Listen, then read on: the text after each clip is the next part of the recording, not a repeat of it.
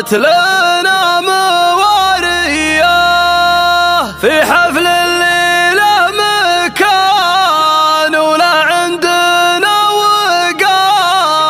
عبد الله عبد الله بالمجد وراعية.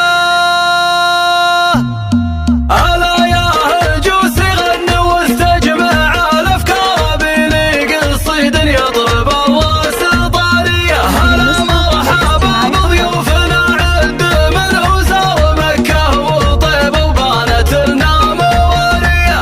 أرحب باسم عبد الله اللي فعول أكبر وباسم الزياد متعبنا الكبارية. في حفل الليلة مكان ولا عندنا وقار. عبد الله ابو المجد وراعية هو اللي بيمينه كاسب المدح باستمرار. عسى له حياة بالفرح دام مملية. حمد السجايا من عليها النعم تكره حزام الخوي واللي تشرف مبادية. وابويا ارحمه ربي يا محمد وهو من صغر اسمه وله سيرة تشرف له ماضية. وربعه من الخامس هل العز واهل الكرم نادى الفقيه ونارهم دايما حية. من اللي لهم تاريخ لا ما عليه اغبار من رؤساء سياسية. اهل السيف في الهية سرايا العتبة مكرمين الخوي والجار وانا بمدحهم سكت البيوت الحماسية. اهل السيف ابو حدين واللي طوال اشبار. هل الضايل وساس العزاوي عتيبية. هلا يا هجوس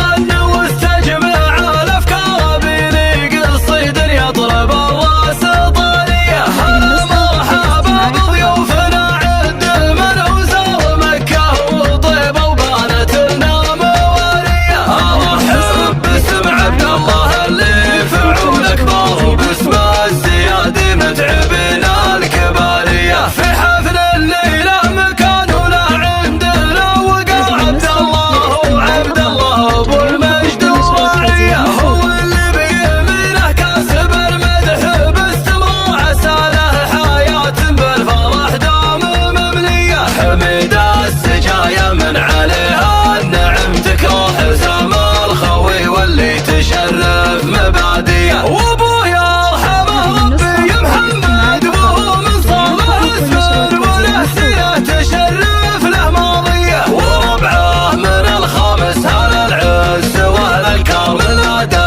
الفقيه ونارهم دايما حية. من اللي لهم تاريخ لا ما عليه اغبار من رؤساء سياسية. اهل السيف في الهية سرايا العتبة مكرمين الخوي والجار وانا بمدحهم سكت البيوت الحماسية. هل السيف ابو حدين واللي طوال اشبار. هل الضايل وساس العزاوي عتيبية. وفي الخاتمة نصلي